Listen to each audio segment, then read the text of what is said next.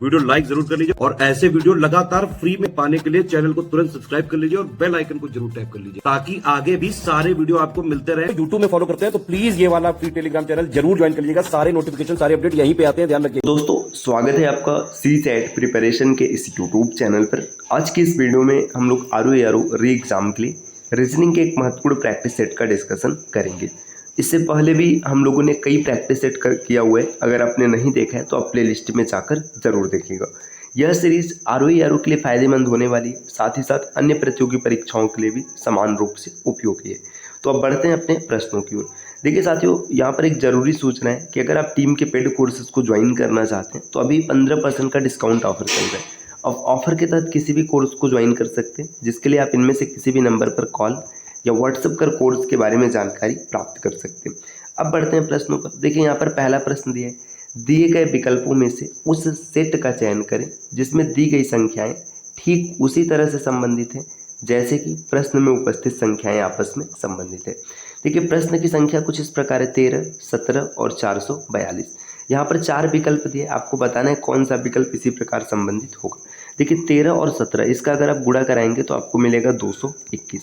अब 221 का डबल कर दिया गया तो 442 हो गया। पैटर्न क्या चलेगा कि आपस की संख्याओं का गुणा कराना है और उसमें 2 से गुणा कराना है। देखिए 18 और 15, 18-15 का गुणा हो जाएगा 270, 270 में 2 का गुणा कर दीजिएगा 540 मिल जाएगा। तो 540 विकल्प एक में है, ये सही हो जाएगा। बाकी आगे अगर आप देखेंगे, देखिए यहाँ पर ऑड नंबर है, ये ऑड नंबर है तो सही होने की संभावना है ही नहीं। तीसरा देखिए 11 और 19 का गुणा कराने पर 209 मिलेगा, तो ये किसी भी कीमत पर 628 तक नहीं पहुँचेगा। पहला विकल्प ही सही है। जब आपको एक सही मिल गया तो आगे चेक करने की हालांकि कोई आवश्यकता ही नहीं है, लेकिन आप तसल्ली के लिए यहाँ पर चेक कर सकते हैं कि चीज़ें सही हैं कि नहीं। अब बढ़ते हैं अगले प्रश्न पर। देखिए नेक्स्ट यहाँ पर प्रश्न दिया हुआ है दूसरा, कि जो शब्द हैं यहाँ पर दिख रहे हैं इनको डिक्शनरी ऑर्डर में व्यवस्थित करना है और बताना है कि कौन सा विकल्प सही होगा। तो डिक्शनरी ऑर्डर में व्यवस्थित करना बहुत ही आसान है। जो कॉमन लेटर्स है उन्हें पहले हटा दीजिए। इसको थोड़ा सा जूम करते हैं ताकि लेटर्स आपको बड़ा दिख सके। देखिए यहाँ पर अगर आप इसको देखेंगे तो जो कॉमन लेटर है, कॉमन लेटर कहने का मतलब जैसे आप देखिए डी सब में है, DODO, तो DO से तो डिसीजन हो नहीं पाएगा, इन सबको हटा दीजिएगा। इसके बाद MN, इन सबसे देखेंगे तो सबसे पहले M आएगा। उसके बाद अगर आप देखेंगे तो N आएगा, N के बाद S आएगा और S के बाद V आएगा। तो ये सीक्वेंस चलेगा। देखिए M में 2 लेटर है, तो यहाँ पर M में 2 लेटर है तो फिर डिसीजन लेने के लिए आपको पहले इन दोनों को देखना पड़ेगा। देखिए M में जब 2 को देखेंगे तो E और I पहले आएगा, मतलब पहले दूसरा आएगा फिर तीसरा आएगा। N की बात करें तो चौथा हो जाएगा, फिर इसके बाद देखिए S की बात करें तो 5वां आ जाएगा और फिर पहला आ जाएगा। तो 451 लास्ट में होना चाहिए। 451 देखो एक ही विकल्प में, तो यही सही हो जाएगा। हालांकि आप यहाँ से भी क्लियर कर सकते थे, 451 मिल गया तो आगे बढ़ने की आवश्यकता ही नहीं है। अगले प्रश्न पर आते हैं। प्रश्न संख्या 3 दिया है, यदि 26 जनवरी 2003 को बुधवार है तो सप्ताह का कौन सा दिन 26 फरवरी 2005 को पड़ेगा। बहुत ही आसान सा प्रश्न। देखिए 26 जनवरी 2003 इस दिन आपका बुधवार पड़े, आपको बताना है 26 फरवरी 2005 सप्ताह का कौन सा दिन होगा। देखिए यहाँ पर 2003 से 2005 पर आएंगे तो आपको सामान्यतः 2 ऑड डेज मिलता है। 2004 लीप ईयर है तो एक एक्स्ट्रा ऑड डेज हो जाएगा, 3 ऑड डेज आ गया है ना। अब 26 जनवरी से 26 फरवरी तक आना है, डेट तो समान है। जनवरी से फरवरी पर आएंगे तो आपको 3 ऑड डेज मिलेगा, 3 और 3 6 ऑड डेज हो जाएगा। जैसे 6 ऑड डेज जोड़ेंगे तो बुधवार में 6 जोड़ने पर आपको मंगलवार मिलेगा, तो इसका उत्तर बनेगा मंगलवार। इस विकल्प में यहाँ पर मंगलवार दिया ही नहीं है प्रश्न में। कोई 26 जनवरी 2003 बुधवार सही है, 3 ऑड डेज यहाँ से, 3 यहाँ से, 6 सही है। देखिए साथियों यहाँ पर ऑप्शन में त्रुटि है, ऑप्शन इसका सही होगा मंगलवार। अगर प्रश्न के हिसाब से देखेंगे, जैसे 26 जनवरी 2003 को बुधवार दिए और 26 जनवरी 2005 अगर पूछ लेता कि 26 जनवरी 2005 को कौन सा दिन होगा, तो देखिए यहाँ पर ये दोनों समान हो जाते, क्योंकि यहाँ पर आप जनवरी रखते तो ऑड डेज 3 मिलता, बुधवार में 3 जोड़ने पर शनिवार सही हो जाता। तो इसमें 2 है भाई। अगर आप प्रश्न के हिसाब से देखेंगे तो मंगलवार मिलेगा। बाकी अगर आप आंसर को मैच कराना चाहते हैं तो फिर प्रश्न को आपको थोड़ा सा चेंज करना पड़ेगा। अगला प्रश्न यहाँ पर दिए गए चित्र में कितने त्रिभुज है, आपको ये बताना है। काउंटिंग ऑफ फिगर का प्रश्न, इसमें बताना है कि कुल कितने त्रिभुज है। बहुत ही आसानी से आप बना लेंगे। देखिए जब कभी भी इस प्रकार की आकृति बनती है तो उसमें त्रिभुजों की संख्या होती है 3। यही कॉन्सेप्ट यहाँ पर यूज होगा। देखिए 3 त्रिभुज यहाँ तक मिलेंगे, इसके बाद 3 इसमें हो जाएगा, 3 3 6, इस बेस पर भी 3 होगा 9 और इस बेस पर भी 3 होगा 12। 12 हो गया और एक यहाँ पर नीचे ये त्रिभुज 13। तो इस आकृति में कुल 13 त्रिभुज हैं, विकल्प डी सही हो जाएगा।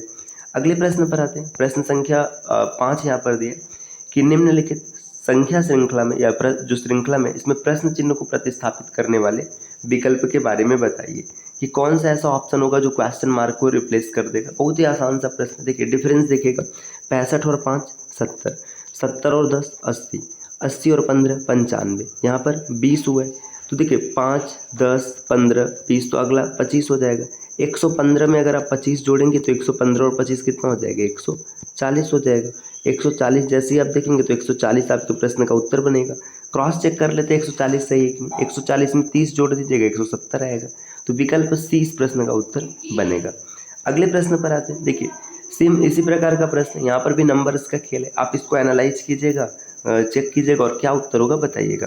प्रश्न संख्या 7 दिए, निम्न विकल्पों में से उस आकृति का चयन कीजिए जो प्रश्न में दिए गए फिगर एक्स में छिपी है। देखिए ये जो फिगर एक्स दी है इसमें से कौन सी आकृति इसमें छिपी है आपको बताना है। देखिए पहली आकृति को देखेंगे, इस तरीके की आकृति है ना, तो ऐसी आकृति आपको फिगर में कोई भी नहीं छिपी हुई देखिए, क्योंकि इसे पलटने की अनुमति नहीं है, तो ये तो एलिमिनेट हो गया।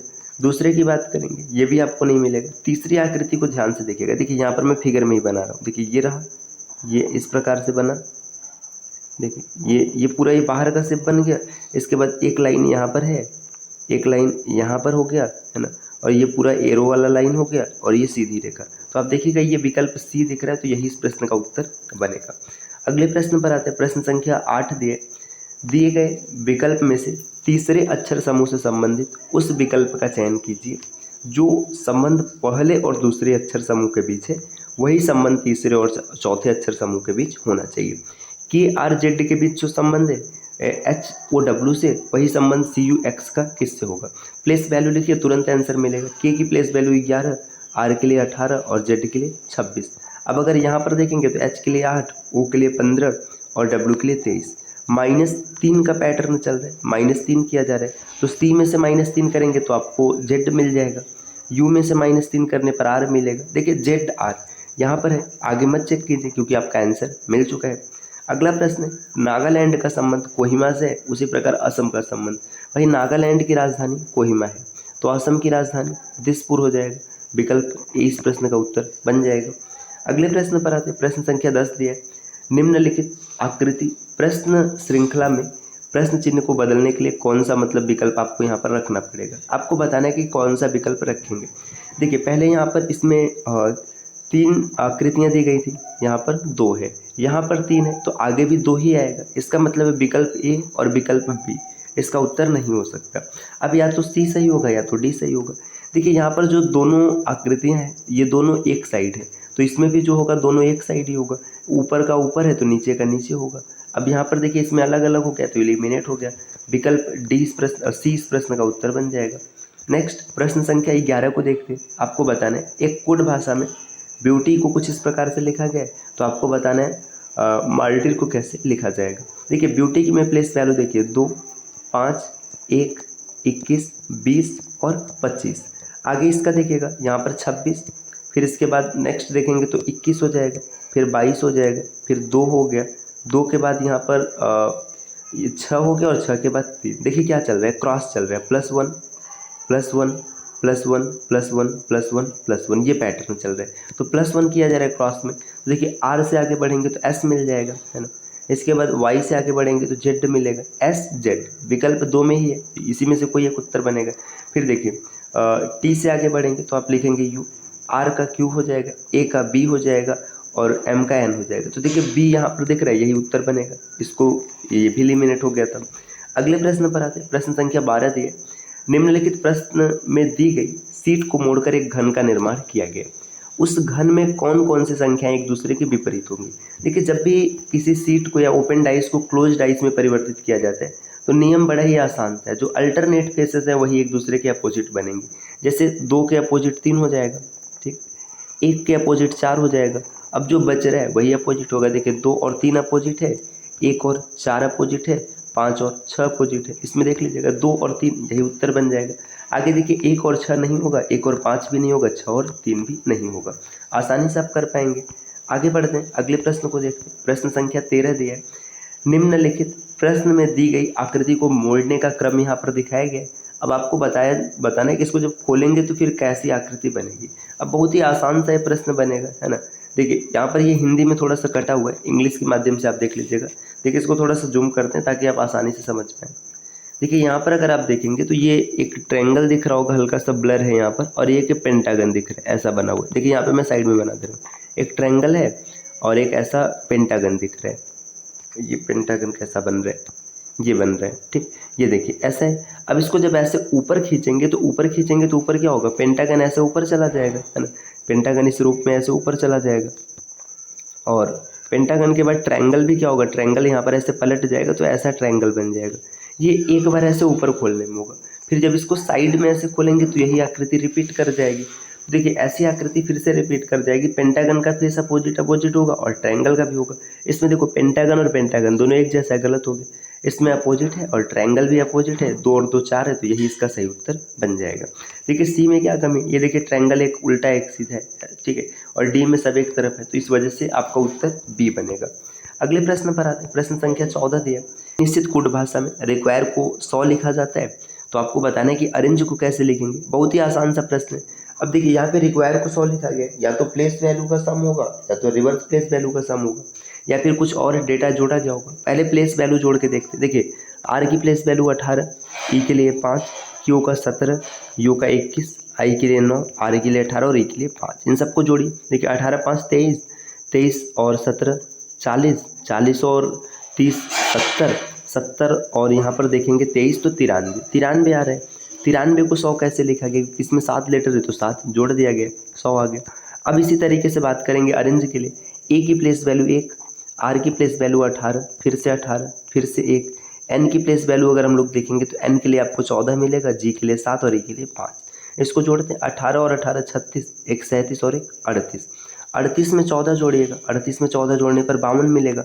52 और 12, 52 और 12 कितना हो जाएगा, आप देखेंगे 64। 64 में 7 जोड़ना है तो 64 प्लस 7 आपको 71 मिल जाएगा। विकल्प ए इस प्रश्न का उत्तर होगा। आगे बढ़ते हैं। प्रश्न संख्या 15 दिए, यहाँ पर 4 विकल्प दिए, इसमें से 3 एक जैसे और एक अलग है, तो बताना है कौन सबसे अलग होगा। देखिए चम्मच, कुदाल, चाकू, कांटा। इसमें कुदाल जो है खेती का सामान है, बाकी चम्मच, चाकू और कांटा ये किचन का सामान है। अगला प्रश्न देखते हैं। यहाँ पर देखिए 4 दिए हैं, 4 में से 3 एक जैसे और एक अलग है, बताना है कौन सा अलग होगा। बी की प्लेस वैल्यू 2, जी की प्लेस वैल्यू 7 और क्यू की प्लेस वैल्यू 17, एल के लिए 12, 18 और एक्स के लिए 24। आगे देखिए 6, 12, 18, 14 और 6, यहाँ पे 14, 20 और 26। देखिए इन तीनों में 6 का गैप है, लेकिन यहाँ पर ऐसा नहीं है, तो यही सबसे अलग बनेगा। प्रश्न संख्या 17 यहाँ पर दिया कि देखिए एक यहाँ पर कुछ डेटा दिया है, कोड दिया है और एक इक्वेशन दिया है। इसमें आपको बताना है कि के का संबंध एम से कैसे होगा। देखिए बहुत ही आसान सा ये प्रश्न होता है। पता है क्या करना है आपको, कोई कोडिंग नहीं करनी। सबसे पहले ना आपको जैसे के का एम से क्या संबंध है, आपको के का जेंडर निकालना होता है। तो ऐसे देखिए सब सीधी सी बात है, बेबी, माँ, बहन, नानी, सब फीमेल में है, तो जेंडर निकालो ही नहीं, बस जनरेशन गैप निकालिएगा। देखिए के plus U minus T cross R और डिवीजन एम। जनरेशन गैप का मतलब समझिए। जैसे देखिए प्लस का अर्थ क्या होता है, माँ है, तो देखिए यहाँ पे प्लस का अर्थ है माँ, तो के यू की माँ हो जाएगी, तो +1 का जनरेशन गैप होगा, ठीक। माइनस का अर्थ है बहन, तो माइनस होने पर 0 का जनरेशन गैप होगा। क्रॉस का मतलब है पुत्र, मतलब -1 का जनरेशन गैप होगा। और यहाँ पर देखिए यहाँ पर भाग दिया है, ये मतलब भाग ऐसे लिखा गया, भाग का मतलब होता है पिता, मतलब +1 का जनरेशन गैप है। देखिए ये दोनों तो न्यूट्रल हो जाएगा। +1 के से एम तक आएंगे तो एक जनरेशन का गैप होगा, एक जनरेशन के गैप पर माँ आएगी। अगर 0 जनरेशन का गैप होता तो बेबी और बहन बनता, और 2 जनरेशन का गैप होता तो नानी बनता। यहाँ पर माँ सही हो जाएगी। देखिए जब जनरेशन गैप और जेंडर से क्लियर नहीं होगा तभी आपको फैमिली ट्री बनाना है, डायरेक्ट फैमिली ट्री नहीं बनाना है। चलिए अब आते हैं अगले प्रश्न पर। नेक्स्ट यहाँ पर दिया प्रश्न संख्या 18। यहाँ पर कथन दिया और निष्कर्ष दिया, आपको बताना है इसमें से कौन सा उत्तर सही होगा। देखिए कथन दिया ऑल बॉयज आर रोबोट, जितने के जितने बॉयज हैं सब के सब रोबोट हैं, ठीक, इतना हो गया। नेक्स्ट दिया ऑल गर्ल्स आर रोबोट, जितने गर्ल्स हैं वो भी सब रोबोट है। इसको थोड़ा सा बड़ा बनाते हैं क्योंकि गर्ल्स को भी इसी में फिट करना होगा। देखिए ऑल बॉयज आर रोबोट, तो रोबोट वाला दायरा ये हो गया, ठीक, मान लीजिए। और ऑल गर्ल्स, सभी के गर्ल्स भी रोबोट है। अब यहाँ पर पूछा जा रहा है सम बॉयज आर रोबोट, ठीक है भाई, सही है कि मतलब सम रोबोट्स आर बॉयज, है ना। नो गर्ल्स इज रोबोट, ये तो गलत हो जाएगा, खाली एक ही फॉलो कर रहे हैं, तो विकल्प इसमें भाई अच्छा एक और दिया ना, सम रोबोट्स आर गर्ल, ये भी सही हो जाएगा। सम रोबोट्स आर गर्ल पहला और तीसरा फॉलो कर रहे हैं, तो विकल्प आप देखेंगे तो डी इसका सही उत्तर बनेगा।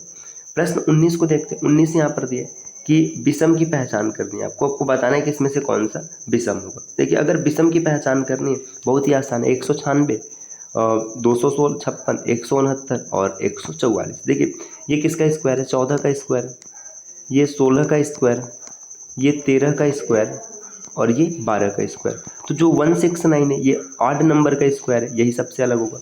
20वां और आज की क्लास का अंतिम प्रश्न, आपको बताना है कि इसका मिरर इमेज क्या होगा। मिरर को यहाँ पर रख दीजिएगा। मिरर में आपको इमेज पता नहीं, देखो सबसे पहले लेटर्स को देखिए, 4, 6 और जी है ना।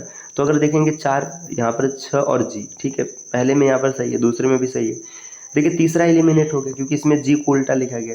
चौथा भी एलिमिनेट हो गया क्योंकि देखिए यहाँ पर नहीं, चौथा तो अभी ऑप्शन में है, 4, 6 और जी। अब इसके बाद देखिए, इसके बाद एरो की बात हम लोग करेंगे तो 4, 6 और जी यहाँ पर रखा है और एरो का फेस इधर होगा, पहले में इधर है, दूसरे में भी इधर है, यहाँ से ये एलिमिनेट हो गया एरो के कारण। अब इसके बाद आगे बढ़ेंगे, देखिए यहाँ पे ट्रायंगल की बात करेंगे तो ट्रायंगल का फेस पलट जाएगा, इसमें नहीं पलटा है तो ये भी एलिमिनेट हो गया, ए इस प्रश्न का उत्तर होगा। तो साथियों 20 में से आपके कितने प्रश्न सही हुए आप कमेंट करके बताइएगा। और इस प्रकार के वीडियोस को लगातार देखने के लिए आप चैनल को सब्सक्राइब कर सकते हैं। और अगर आप कंप्लीट प्रिपरेशन करना चाहते हैं यूपी पीसीएस या फिर आरओ एग्जाम की, तो टीम के पेड कोर्सेज को ज्वाइन कर सकते हैं, जिसके लिए आप इनमें से किसी भी नंबर पर कॉल या व्हाट्सएप कर कोर्स के बारे में जानकारी प्राप्त कर सकते हैं। ये ज्ञान सर का व्हाट्सएप नंबर है, आप यहाँ से व्हाट्सएप के माध्यम से भी जुड़ सकते हैं। मिलते हैं आपसे नेक्स्ट वीडियो में कुछ नई इन्फॉर्मेशन के साथ, तब तक के लिए नमस्कार।